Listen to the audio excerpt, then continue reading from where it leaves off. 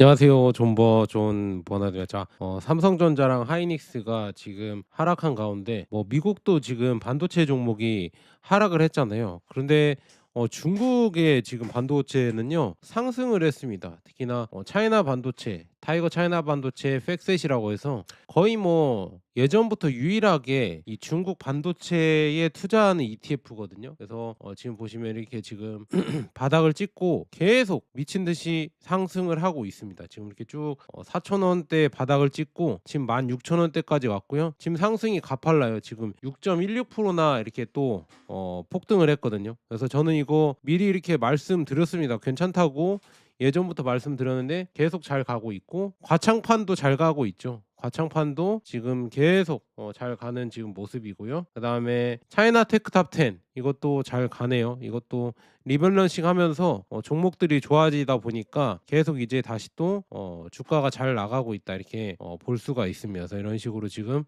죽쓰다가 다시 또 이렇게 쭉 AI와 반도체 이 사이클로 상승으로 지금 가고 있습니다. 그래서 이런 지금 중국이라고 해도 이렇게 좋은 종목들이 있습니다. 근데 중요한 거는 진짜 이 넓고 넓은 그리고 많고 많은 이 유튜버 중에서 유일하게 이 중국 ETF를 달아주는 유튜버가 저밖에 없습니다. 거의 없거든요. 저도 그냥 매일 달아드리지는 않고 요즘은 너무 좀 중국 이쪽이 소외돼서 너무 많이 자주 달아드리진 않지만 저는 꾸준히 팔로우업하고 있고 그다음에 꾸준히 저는 투자를 하고 있습니다. 그래서 정보들은 매일 보는데 다만 영상으로만 매일 못 만들어서 그렇지 여러분들이랑 계속 같이 호흡하면서 연구하면서 투자를 하고 있는데 워낙 소외됐다. 근데 이제 꾸준히 조용히 오르다 보면은 아마도 이제 주목을 받게 되겠죠. 그래서 지금 보면 여기가 지금 중국의 이 반도체가 앞으로도 좋을 것 같냐 이렇게 물어보시면 저는 괜찮을 것 같습니다. 왜냐하면은 중국 정부에서 우리가 말하는 대로 얘네들은 진짜 그냥 계획 경제잖아요. 그냥 밀어붙이면 그냥 하는 거잖아요. 그러니까 이 미중 패권 전쟁에서 이 AI 전쟁이 가장 치열하다 보니까 여기를 장악을 해야 되니까 결국에는 진짜 그냥 이가 없으면 잇몸으로 이렇게 하면서 밀어붙일 것 같습니다. 그래서 지금 차이나 반도체 팩셋 있잖아요. 이 ETF가 이런 지금 해광신식, 몬타지 테크놀로지, 기가 디바이스, 북방화창, 중신 국제 집성 전로 제조 이런 종목들 있잖아요. 이런 종목들 이게 지금 중국어로 이렇게 써 있어서 좀 이렇게 나와 있는데 영어로 쓰면 여러분들이 알아보시기 편할 텐데 이렇게 지금 중국 반도체에 투자한다는 거 이렇게 보시면 될 것 같고 그리고 타이거 차이나 테크 탑 10도 예전이랑 종목이 다르게 이 중제육찬 이노라이트거든요. 종지 이노라이트 여기가 지금 들어가면서 주가가 잘 가고 있다. 그리고 캠브리콘이나 SMIC 그다음에 비아디 광섬유 이 광통신 이쪽이 많이 들어오면서 이제 좀 상승을 더 잘 하고 있다 이렇게 볼 수가 있으면서 이것도 탑 10 종목 중에서 이렇게 좋은 종목들이 많이 들어와서 상승이 기대가 많이 되고 있고요. 지금 중국의 이 거시 경제는 어떻게 보냐 이렇게 물어보시면요. 저는 그렇게 봅니다. 지금 미국의 이 국채 금리가 계속 올라가고 있는데요. 중국의 10년물, 미국의 10년물 이렇게 비교해 봤는데 이렇게 차이가 나고 있습니다. 지금 이렇게 차이 나서 가고 있거든요. 이런 거 봤을 때는 중국이 진짜 그냥 돈을 많이 안 푸는구나. 돈을 안 풀고 그냥 탄탄하게 힘들더라도 이대로 이렇게 가는구나. 이렇게 볼 수 있습니다. 물론 이렇게 돈을 풀어서 경제를 이렇게 부양하고 쉽게 갈 수도 있겠지만 쉬우면은 그만큼 부작용이 있으니까 부채를 많이 늘리지 않는 선에서 중국은 이런 식으로 지금 도강 양해를 하고 있는 것 같다. 이렇게 볼 수가 있으면서 이런 변화가 있고 저는 지금 보면 미국의 이 국채 금리가 계속 올라가면 결국에 뭔가 이 버블이나 아니면 어떤 위기가 터질 조짐이 커지거든요. 그래서 이게 좀 걱정되고요. 그래서 6월을 진짜 중점적으로 여러분들이 보셔야 될 것 같아요. 6월에 진짜 새 연준 이사가 금리 인하를 추진을 하는지 그거를 여러분들 잘 보셔야 됩니다. 그래서 금리 인하를 하면은 역시나 자산 시장이나 이런 시장들이 빵 뛰겠지만 결국에는 이제 하이퍼 인플레이션이죠. 그거를 또 대비를 해야 된다 이렇게 말씀드리고요. 그래서 지금 이제 러시아 이 푸틴 대통령이 중국에 지금 방문을 했죠. 그래서 야 이거는 지금 미국이 방문했을 때는 아무 이런 발표가 없었는데 러시아가 발표하니까요. 이런 여러 가지 핵심 의제를 발표했네요. 그래서 지금 다극화 질서 선언과 이 국제 정세 이런 걸 얘기했고 에너지 협력 강화 이게 중요하죠. 시베리아 힘투로 해서 가스관이랑 그다음에 여러 가지 지금 원유랑 이런 걸로 연료망을 확충을 했다. 중국이 원하는 거잖아요. 중국이 중국이 뭐 이란이랑 그다음에 중동에 조금 많이 의존한다 이렇게 했는데 이제는 러시아 쪽으로 더 많이 이렇게 에너지를 가고 있고요. 그다음에 경제 안보 투자 다방면에서 파트너십을 확대를 한다. 그래서 서방 제재에 이런 뭐라고 해야죠? 반대하는 이런 방충망을 마련하고 있죠. 그래서 방어망을 마련하고 있고 그다음에 두 개의 전쟁을 조율한다. 그래서 러우 전쟁 그다음에 미국이 제안한 종전 구상을 뭐 시진핑 주석이 푸틴 대통령에게 전달을 하고 이란 전쟁에 대해서도 또 이렇게 얘기를 하고 있죠. 그래서 이런 식으로 나와 있고 군사 안보도 뭐 이런 협력을 했다. 그래서 이런 식으로 이렇게 뭉쳐가면서 점점 유라시아 대륙에서 커지는 겁니다. 그래서 이 변화를 여러분들도 보셔야 되는데 국내 언론에서는 이거를 얘기를 안 해주니까 제가 저 혼자라도 좀 소수 채널이지만 저 혼자라도 미리 이 미래를 예측을 하고 여러분들이 이렇게 말씀드리는 거예요. 그래서 나중에 이제 이렇게 미래가 변하면 맞췄다고 해야 될 거 아니에요. 그러면 뭔가 기록을 남겨둬야겠죠. 그래서 제가 그래서 지금 이렇게 유튜브로 계속 기록을 남겨두고 있다 이렇게 말씀드리고요. 말이 좀 길었는데요. 지금 보시면 이 중국의 이 반도체 있잖아요. 이게 앞으로 이제 이 자립화를 높일 것이다. 그래서 여기 나와 있죠. 중국은 올해 국내 생산 실리콘 웨이퍼를 사용을 해서 칩의 70%를 제조하는 것을 목표로 하고 있다고 합니다. 그래서 번스타인에 따르면 중국의 이 글로벌 웨이퍼 생산 능력의 점유율은 20년 3%에서 올해 추정 32%까지 증가를 했다고 합니다. 지금 이렇게 중국이 자립화를 계속 추진을 하고 있고요. 그래서 중국의 반도체 굴기는 계속 커지고 있습니다. 그래서 10인치 웨이퍼를 이제는 점점 만들어내고 이거를 키우려고 하고 있거든요. 그래서 니케이 아시아 보도에 따르면요. 이 중국은 26년 안에 이 자국 반도체 기업들이 이 사용하는 실리콘 웨이퍼를 70% 이상을 중국산으로 대체하는 것을 목표로 하고 있다고 합니다. 특히 이 중국 정부의 목표는 이 공식 문서화된 강제 규정보다는 국내 칩 제조사들이 중국산 12인치 웨이퍼를 우선 사용해야 하는 암묵적 지침, 거의 뭐 강제죠. 솔직히 암묵적 지침이라고 해도. 그래서 여기서 중요한 건 12인치 즉 300mm 웨이퍼라고 합니다. 그래서 10인치 웨이퍼는 주로 로직 반도체와 메모리 반도체 생산에 쓰이고 8인치 웨이퍼는 구형, 공정, 그다음에 전력 반도체 등에 많이 쓰입니다. 그래서 중국은 8인치 쪽에서는 이미 상당한 자립도를 확보한 것으로 평가되지만 10인치 웨이퍼는 더 전략적으로 의미가 크다. 그래서 이런 식으로 지금 자립화하려고 하고 있다. 그러면은 뭐 이 산업은 커질 수밖에 없겠죠. 그래서 70%를 자급화하겠다. 그럼 그만큼 더 많이 이 기업들의 이런 수익이 늘어날 수밖에 없겠죠. 그래서 300mm의 이 10인치 웨이퍼가 이렇게 생겼다고 합니다. 그래서 AI 칩, 이 딥러닝 연산용 고성능 가속기가 나오고 그다음에 고성능 로직 칩, 최첨단 모바일 및 CPU, 그다음에 메모리 앤 파운드리. 그래서 고도화된 미세 공정의 이 필수 기반을 하고 있다. 그래서 숫자로 한번 보시면요. 중국의 목표는 70% 이상 웨이퍼를 국산화하는 거고요. 그다음에 남은 이 외국 기업 시장은 약 30%가 될 것이다. 그리고 핵심 대상은 12인치 300mm의 실리콘 웨이퍼. 그래서 주요 대표 기업은 뭐 에스윈 매트리얼 테크놀로지 뭐 이런 데가 쭉 있다. 이렇게 읽어보시면 될 것 같고요.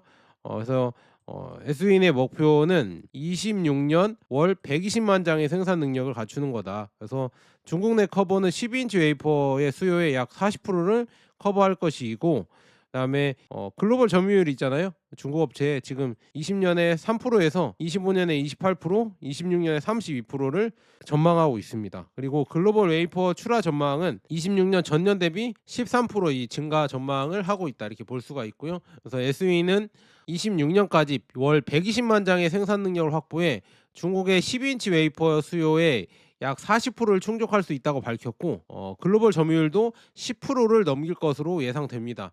또 시안과 우한에 신규 설비를 짓고 있으며 올해 월 70만 장 규모의 추가 생산 능력을 더할 계획으로 보도가 되고 있다. 이렇게 지금 계속 중국의 반도체가 성장을 하고 있고요. 단순 선언이 아닌 실제 웨이퍼 생산 능력이 계속 늘어나고 있다. 지금 20년에 3%에서 26년에 32%까지 생산 능력이 이렇게 늘어났고요. 그다음에 쉽게 말하면 어떻게 되냐? 이 반도체를 이 집에 비유하면 이 웨이퍼는 이 땅바닥 또는 기초 콘크리트라고 합니다. 그래서 칩을 만들려면 먼저 웨이퍼라는 둥근 실리콘 판이 필요합니다. 그 위에 이 회로를 새기고 층을 쌓고 식각을 하고 그다음에 금속 배선을 입히면서 반도체가 됩니다. 즉 중국이 이번에 노리는 것은 최첨단 EUV 장비를 바로 국산화했다가 아니라 이 반도체 생산의 가장 기본 재료부터 이 외국 의존도를 줄이는 것입니다. 이게 중요한 이유는 단순합니다.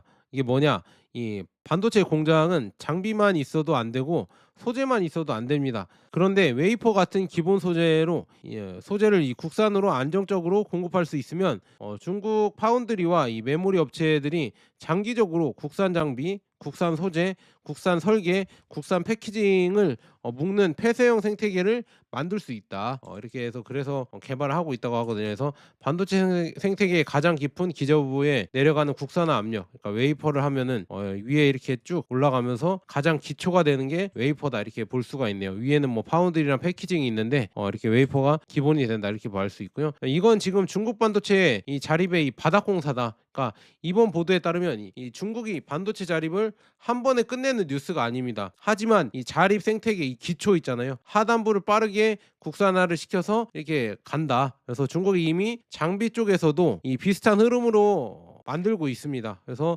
로이터는 지금 보면 중국이 신규 반도체 생산 능력을 추가할 때 장비의 최소 50%를 중국산으로 쓰도록 요구하고 있다고 보도했습니다. 공식 문서화된 규정은 아니지만 신규 증설 승인을 받으려면 중국산 장비 비중을 입증해야 하는 방식으로 작동한다고 설명했습니다. 그래서 중국산을 이렇게 가고 있고, 즉 흐름은 이렇습니다. 1단계는 이 8인치 레거시 공정을 자립도를 높이고, 그다음에 2단계는 12인치 웨이퍼를 국산화하고, 3단계는 식각, 세정, 증착, 그다음에 장비의 국산을 하고요. 4단계는 SMIC, 그다음에 화홍, YMTC, CXMT 이런 데 중심으로 생산을 확대하고, 5단계는 AI 칩, 메모리, 전력 반도체, 자동차 반도체의 작업률을 상승시킨다. 이런 식으로 지금 가겠다 이렇게 얘기가 나오고 있고요. 그래서 이제 생태계도 이제 결속을 강화하고 있습니다. 그래서 SMIC, 화홍, 하웨이, 어센드 뭐 이런 데 파운드리와 AI 칩이 나오고, 기초 소재는 지금 10인치 웨이퍼가 나오고, 장비 생태계에는 화홍 7나노 개발 지원을 하고 있다고 합니다. 이렇게 지금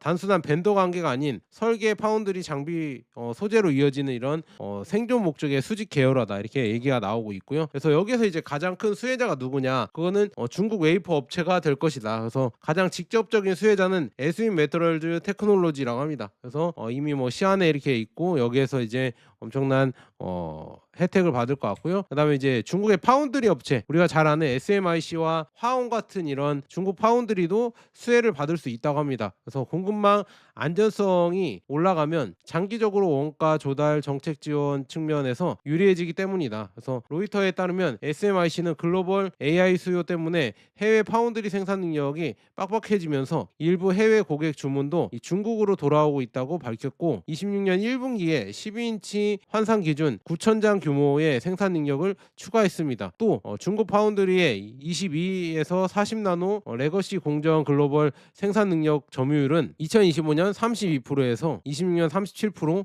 27년 41% 이렇게 올라갈 것으로 전망이 된다고 합니다. 그리고 이제 중국의 반도체 장비 업체가 또 수혜를 보겠죠. 그래서 웨이퍼 국산화는 이 장비 국산화와 같이 움직인다. 그래서 노이터 보도에 따르면 중국의 이 50% 국산 장비 사용 요구는 나우라랑 아멕 같은 이런 중국 장비 업체에 유리하게 작용하고 있고, 나우라는 SMIC 7나노 생산 라인에서 식각 장비를 테스트하고 있는 것으로 보도됐습니다. 이렇게 돈을 버는 거고요. 그다음에 이제 피해를 볼 수 있는 쪽은 기존의 이 글로벌 웨이퍼 시장이다. 그래서 일본이나 대만이나 일부 한국, 그다음에 유럽 업체들이 이걸 주도해 왔는데, 여기에는 이제는 많이 이렇게 조금씩 피해를 보겠죠. 즉 외국 업체 입장에서는 이 중국 시장에서 점유율이 줄어들 가능성이 크다. 다만 완전히 밀려난다고는 보기가 어렵다.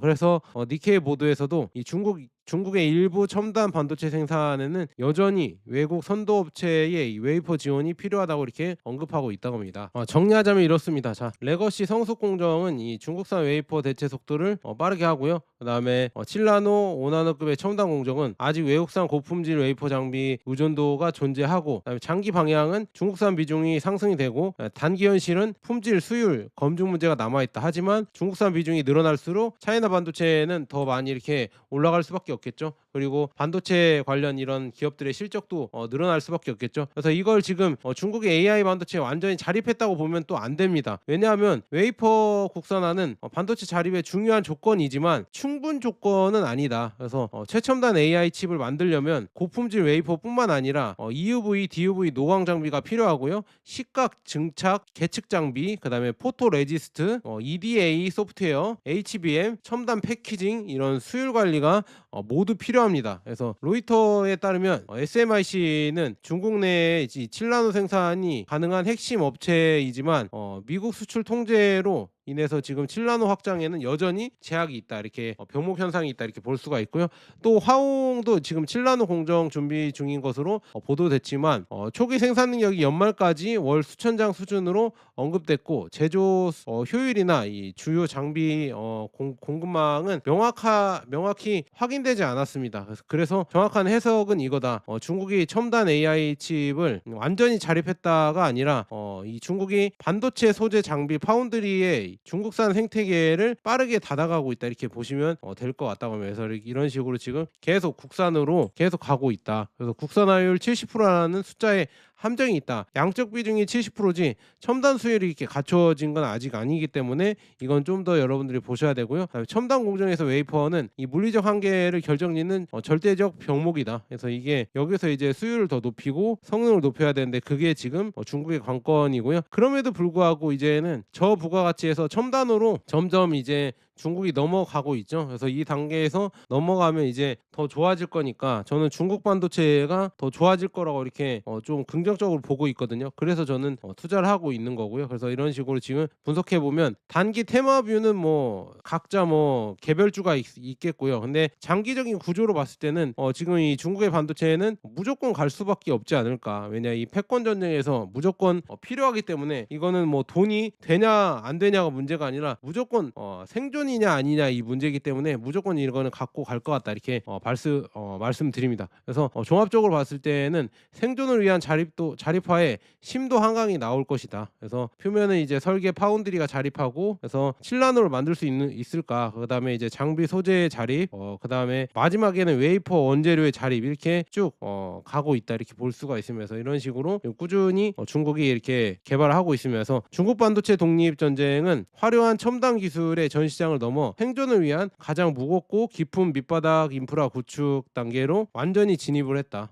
그래서 이 AI 반도체의 진짜 주도권은 어디에서 오는가? 이 엔비디아 대체 칩을 설계할 수 있느냐는 더 이상 핵심 질문이 아닙니다. 장비, 소재, 웨이퍼로 이어지는 거대한 기저 생태계를 온전히 자국 내에서 돌릴 수 있느냐, 이것이 다가올 글로벌 AI 반도체 전쟁의 최종 승패를 가를 것이다. 그러니까 저는 이것 때문에 차이나 반도체가 잘 가지 않을까, 이렇게 분석을 했습니다. 자, 여러분들 좋아요랑 구독 한 번씩 눌러주시고요. 공유도 한 번씩 부탁드리고 댓글도 한 번씩 많이 남겨주셔야 여러분들이 제가 힘을 받고요, 더 좋은 영상을 마련할 수 있습니다. 그리고 감사합니다.